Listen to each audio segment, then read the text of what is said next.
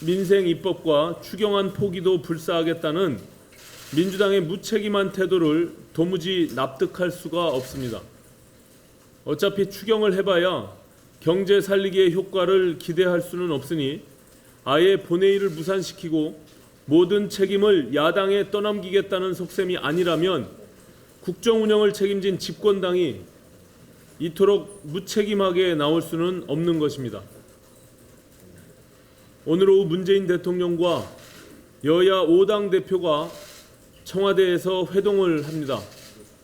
일본의 경제 보복에 대한 초당적 대응 방안을 논의하기 위해 마련된 자리이지만 의제에 제한을 두지 않기로 한 만큼 국내 정치 등 국정 현안 전반에 관한 폭넓은 의견이 교환되기를 바랍니다.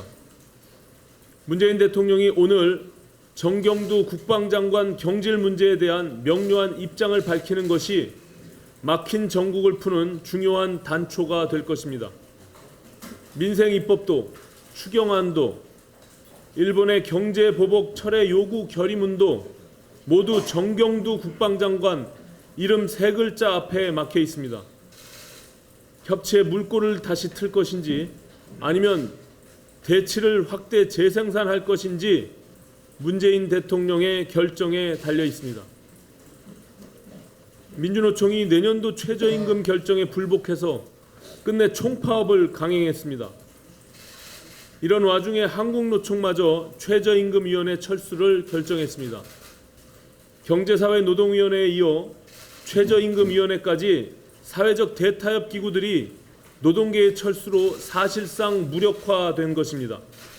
최저임금위원회와 경제사회노동위원회의 파행은 최저임금과 근로시간 문제 등 노동 현안들을 당사자 간의 협의로 결정하도록 하는 것이 과연 합리적인지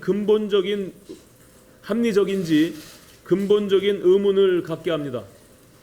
개별 사업장에서 벌어지는 임금 협상은 노사 자율에 맡기는 것이 옳지만 경제 전반에 미치는 파급력이 막대한 최저임금과 근로시간 등의 문제는 경제학자 등 중립적인 전문가들의 의견이 보다 비중 있게 반영되는 것이 바람직하다고 생각됩니다. 최저임금과 근로시간 문제뿐만 아니라 노동시장 이중구조 개선 방안 마련 등을 위해 경제 혁신을 위한 피해갈 수 없는 중요한 노동 현안들이 산적해 있습니다. 국회 차원의 노동개혁특별위원회를 구성해서 문재인 정부 들어 실종된 노동개혁 문제를 공론화하고 20대 국회 임기 내에 관련 입법 등을 마무리하는 노력이 절실하게 요구됩니다. 노동계만 탓할 일이 아니라 국회가 할 일을 찾아서 하는 것이 현장의 갈등을 줄여나가는 방법이 될 것입니다.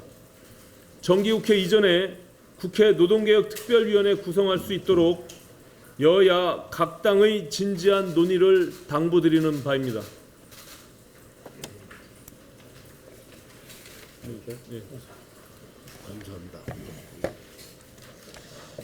어제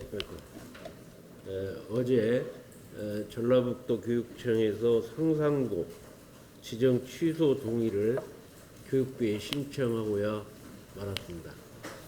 그렇게 막으려고 했었는데도 불구하고 결국 올 것이 오고야 말았습니다. 10일 전에 전라북도에서 청문 절차가 있었습니다.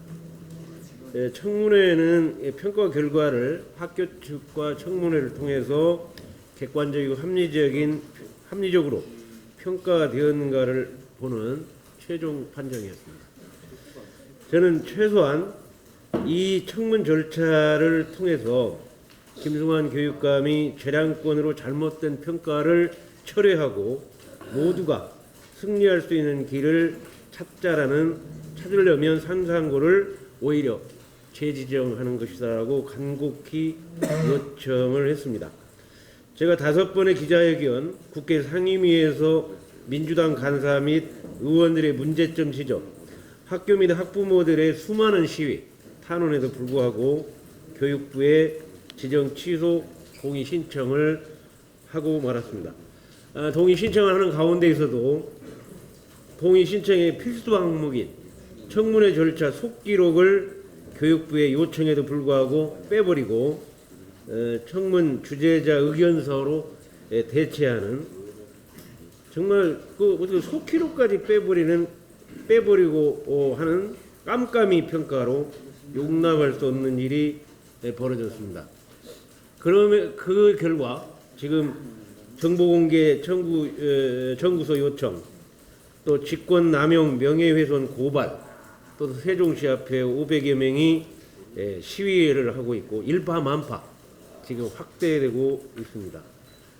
더욱이 오늘 뭐 조선일보에서 나왔지만 저희도 자료 요청을 계속했습니다마는 김성한 교육감의 아들이 영국의 최고의 고액 사설 교육기관을 나와서 영국 케임브리지 대학을 진학했고, 또 다른 대원 외국어고를 나와서 대학에 진학했다고 하는 이러한 내용을 우리 여러 의원님들이 자료 요구를 하고 했는데도 불구하고 전혀 자료를 내놓지 않고 깜깜이 하고 있습니다. 자기가 그렇게 당당하다면, 그렇게 훌륭한 대학을 가고 훌륭한 고등학교를 간 거를 뭐 그렇게 덮어놓을 이유가 있겠습니까? 그래서 오늘 저는 지난 6월 26일 교육의 현안 보고에서 우리 의원님들의 동의를 받아서 77명의 부동의 요구서를 전달했지만, 그 이후에도 우리 많은 의원님들이 충하 동의 신청이 들어와서 오늘 10시에 아마 제적 과반수가 넘는 국회의원들이 동의를 받은 내용을 기자회견을 통해서 발표하고자 합니다. 절대로 향상고가 만약에 자사고 폐지된다면 이건 도저히 용납할 수 없는 일이고, 이건 있어서는 안 될 일이 벌어졌습니다. 그래서 우리 의원님들의 그 사당 민주당부터 시작해서 모두가 동의했다는 것은, 모두가 아니죠, 한 과반 이상이 동의했다는 것은 그만큼 상상고 평가가 잘못되었다는 것을 여야 가릴 것 없이 동감하고 있다는 것을 증명하는 것입니다.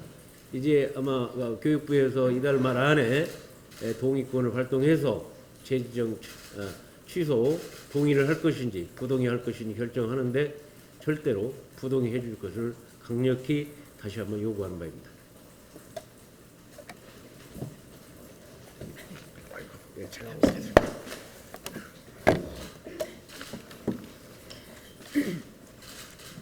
네, 오늘은 일본의 무역 보복이 국제 무역 질서를 붕괴시킬 우려가 크다는 점, 그리고 이번 추경에 소재 부품 분야에 수천억을 투자할 것과 관련해서 예산 낭비를 막으려면 구매 조건부 R&D 시스템을 구축할 필요가 있다는 점에 대해서 말씀드리겠습니다. 한일 정부가 상대방이 제시한 외교적 해결책을 거부하면서 일본의 수출 규제 조치에 대응하는 정부 전략이 장기전으로 옮겨가고 있습니다.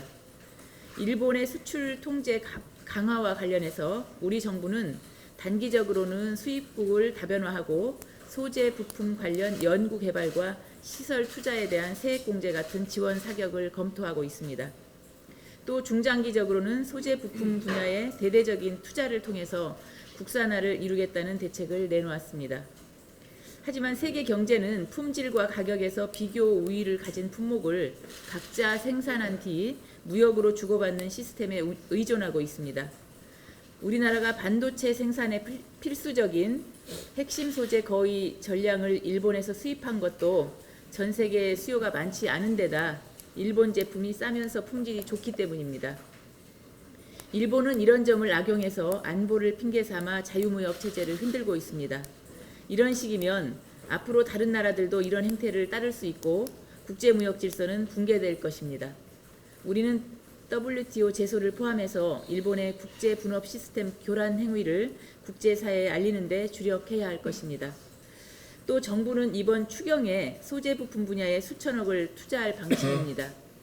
하지만 문제는 국산화를 하려면 시험 라인 테스트, 적용 양산 라인 테스트 등을 거쳐야 하는데 최소 시간이 6개월 이상 소요되고 실제 들어가는 비용은 조 단위를 상회할 것으로 전망이 됩니다. 정작 국산화에 성공한다고 해서 모든 문제가 해결되는 것은 아닙니다. 일본이 수출 규제를 풀 경우에 우리 제품보다 싸고 품질 좋은 많은 재고가 한꺼번에 국내에 들어와서 우리 제품의 설 자리가 없어질 수도 있습니다.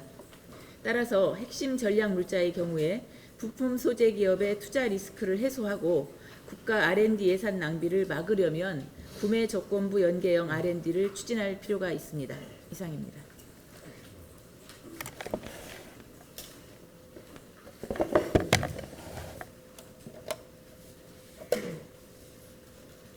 국방부가 빈 소리만 요란한 빈 깡통처럼 국민을 더 불안하게 하고 있습니다. 국방부가 안보 불안부가 되었습니다. 요즘 국방부가 너무 불필요한 일들로 시끄럽게 합니다. 지난 6월 15일 북한 목선 대기 기준 사건 이후 한 달 사이에 국방부가 언론 등에 보낸 큰 사건만 4건입니다. 전투기 추격전까지 벌어진 세대 침투 사건, 매년 오는 무인 폐목선 발견, 해군 기강회의로 드러난 오리발과 거동 수상자 기지 침입 사건, 여기에 어제 어망 부표로 드러난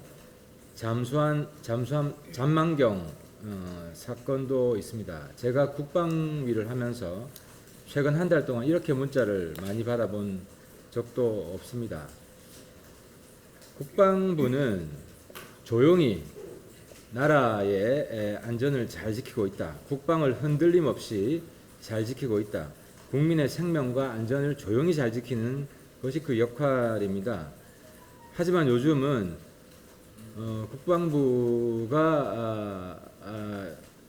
요란 떠는 그런 시끄러운 사건들로 안보 불안을 조장하고 있는 겁니다. 국방부가 이솝우화에 나오는 양치기 목동처럼 하게 되면 대한민국 안보는 오히려 위험에 처하게 됩니다. 국방부가 이제라도 국가 안보에 대해서 원칙과 중심을 잘 잡기를 바랍니다. 그 첫걸음이 바로 정경두 장관 해임입니다.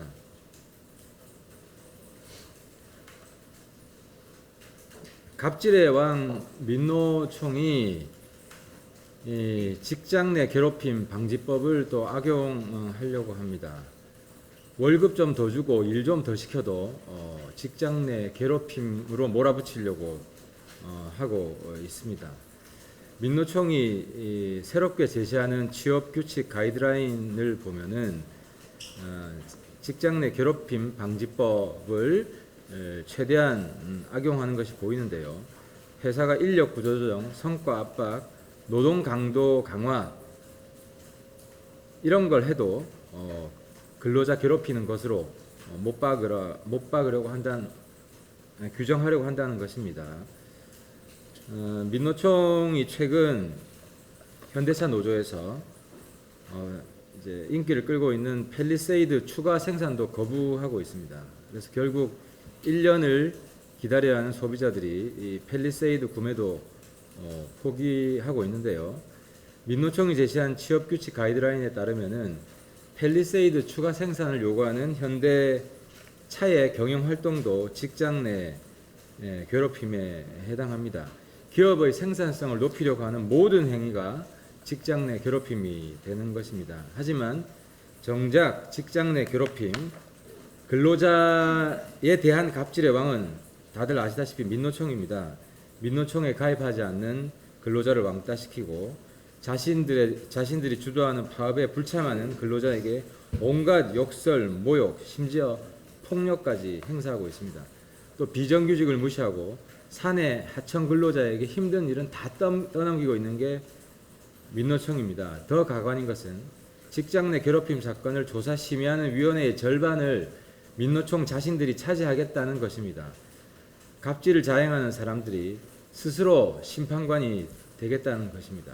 민노총은 괴롭힘 방지법 악용하는 취업규칙 개정을 추진을 중단하고 제발 직장 내 괴롭힘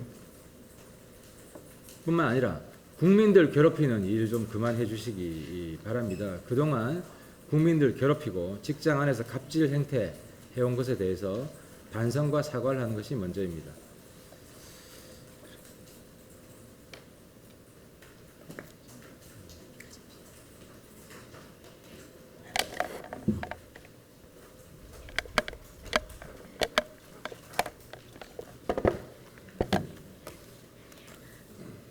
지난 5월 귀가하는 여성의 뒤를 쫓아 그 집까지 따라 들어가려 했던 남성이 구속된 이른바 신림동 주거 침입 사건에 이어서 지난 11일에도 혼자 사는 여성집 화장실로 침입한 주거 침입 및 강간 미수 사건이 벌어졌습니다. 연이어 발생하는 주거 침입 범죄로 인하여 가장 사적이며 안전해야 할 집이 범죄의 장소가 될 수 있다는 것에 많은 국민들이 불안감을 느끼고 있습니다. 주거 침입 범죄는 그 특성상 강도, 강간 등 또 다른 강력 범죄로 이어질 가능성이 높고 비록 미수에 그친다 하더라도 피해자는 생존권을 위협받는 상당한 공포감을 경험하게 됩니다.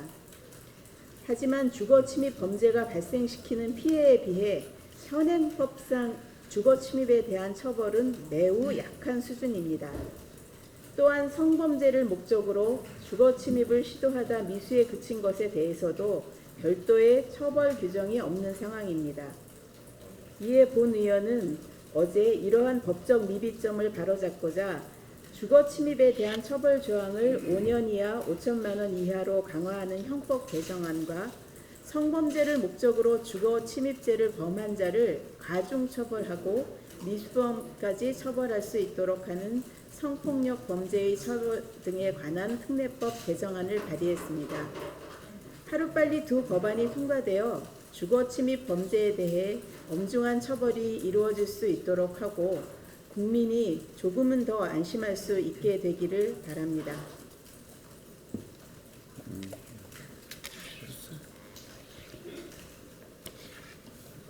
네, 어제부터 추경 소위가 시작됐습니다. 제가 느낀 것을 몇 가지 말씀드리겠습니다. 이 정부의 경제적이고 외교적인 무능이 추경으로 메꿔질 수는 없습니다. 지금 추경 심사를 하면서 느끼는 것은 이 추경을 가져온 부처들의 내용들이 서로 통일되지 않고 각각 부처가 따로 논다 하는 느낌을 지울 수 없습니다.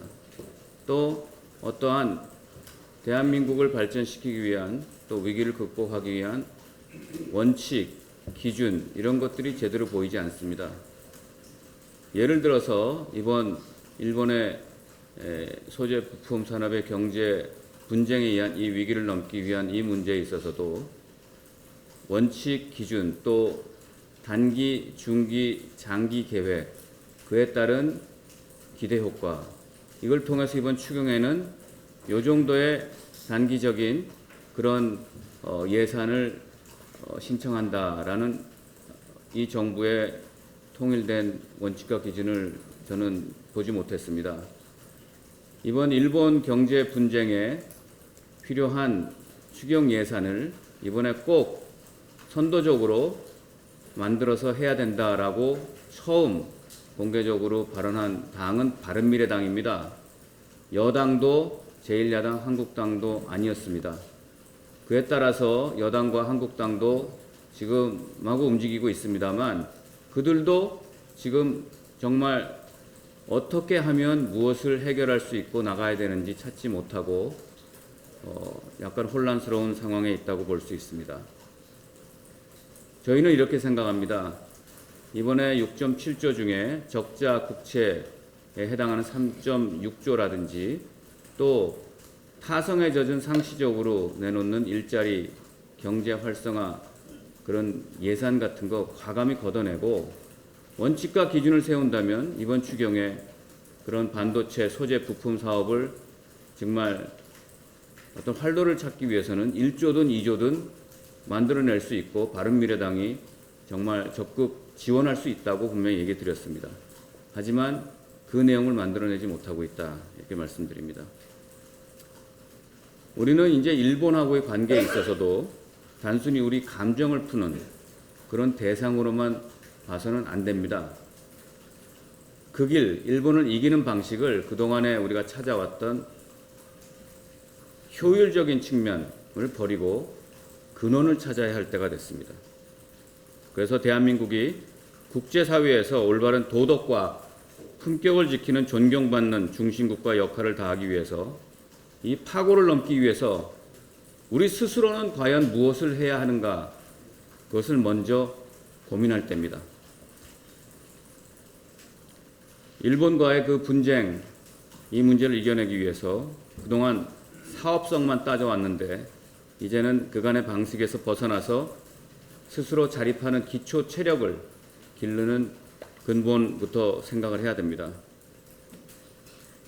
정부가 정말 급조해서 만드는 단기적인 쇼텀 작전만 지금 돌아다니고 있는데, 저희는 정부, 국회, 기업, 학계 또 일본 전문가들이 실질적으로 함께 참여해서 구성된 롱텀 태스크포스의 구성을 제안합니다. 이것은 그냥 요번 단순히 만들었다가 해체하는 것이 아니라 10년, 20년 계획을 가지고 정권이 바뀌더라도 해체하지 않고 유지되는 그런 정말 특별법으로라도 만들어야 된다. 당장의 눈앞의 해결도 중요하지만 이번 기회에 체감을 통해서 재발 방지할 수 있는 확실한 방법을 찾아야 된다고 생각합니다. 두 번째는 이번 기회에 기초기술, 요소기술에 대한 장기적인 투자, 대폭적인 투자, 또 인재 양성에 힘을 써야 됩니다. 하나의 예로 말씀을 드리면 지금 공무원의 직제가 1년 내지 2년마다 계속 바뀌는 순환 보직으로 되어 있습니다. 이 보직으로는 기초기술, 요소기술로 개발해서 이런 일본과의 분쟁을 극복할 수 있는 체제를 만들기는 요원합니다.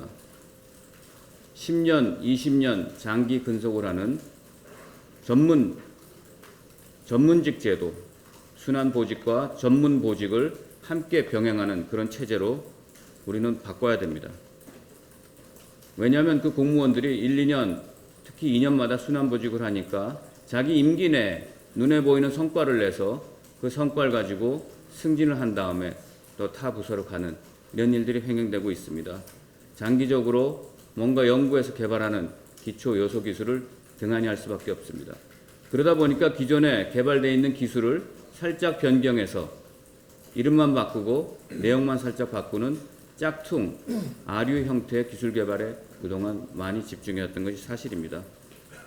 이런 이제 이상한 그런 행위를 지양하기 위해서 우리는 이 정부가 근본적으로 순환보직과 전문보직이 함께 병행될 수 있는 그런 공무원 체제로 바꿔주시길 간절히 부탁드립니다.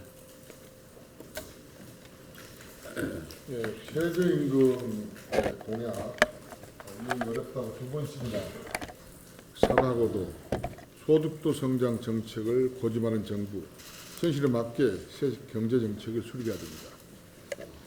문재인 대통령이 지난 12일 자신의 임기 3년 내 최저임금 1만 원 공약을 지키지 못한 데에 대한 사과한 것은 정말 책임 있는 발언이라고 생각합니다. 문재인 대통령의 최저임금 공약은 포기하거나 수정할 수는 없는 도구마가 아니기 때문입니다. 문재인 대통령은 최저임금 10.9% 인상돼 2020년 1만 원 목표가 사실상 무산된 작년 7월에도 사과한 바 있습니다. 문재인 대통령의 최저임금 1만 원 공약은 처음부터 우리 경제 현실을 무시한 것이었습니다. 최저임금의 인상에 직접적인 영향을 받는 영세 자영업자와 중소기업이 이를 감당할 능력이 없기 때문에 그렇습니다. 문재인 정부 출범 이후에 지난 2년간 최저임금 인상의 혜택을 가장 많이 받아야 될 저소득층의 소득은 도리어 줄고 고용은 최악으로 고두박질했다는 게 통계가 이를 증명해주고 있습니다. 고용하는 사람의 수입이 더 늘어나지 않는 상황에서 임금이 올라가면 고용을 줄이는 것은 자연스러운 이치가 아니겠습니까? 문재인 대통령의 최저임금 공약은 이렇게 간단하고 자명한 이치를 무시한 상상 속의 장밋빛 약속, 선거에서 이기기 위한 비공짜 공약이었음을 현실로 증명되고 있는 것입니다. 소득도 성장 정책도 마찬가지입니다. 최저임금을 높이는 것이 소득도 성장의 핵심이기 때문입니다. 그것이 노리는 시나리오는 참으로 희망적인 선순환 일본도입니다. 최저임금을 높이면 소비가 늘어나고 이는 기업의 활력을 높여서 다시 기업의 여력을 높인다는 것입니다. 그러나 불행히도 우리의 경제 현실은 정반대로 나타나고 있습니다. 따라서 문재인 정부의 소득도 성장 정책도 실패한 정책입니다. 상황이 이런데도 김상조 청와대 정책실장은 대통령의 사과가 소득도 성장의 폐기나 포기가 아니라고 강변하고 있습니다. 소득도 성장에 대한 문재인 대통령의 애착은 이해는 가지만 그렇다고 소득도 성장 정책이 실패했다는 사실이 없어지는 것은 아닐 것입니다. 문재인 대통령과 정부에 촉구합니다. 이미 실패로 검증되고 있는 소득도 성장 정책을 이제라도 포기하고 경제 활력을 북돋우는 새로운 정책으로 좌표를 하루라도 빨리 이동해야 합니다. 문재인 대통령은 설익은 좌파 정책을 더 이상 고집하지 말고 우리 경제 현실에 맞는 국가 경제 정책을 수립해 주실 것을 촉구합니다. 이상입니다. 네, 더 이상 발언하실 의원이 안 계시면 비공개로 회의 진행하겠습니다.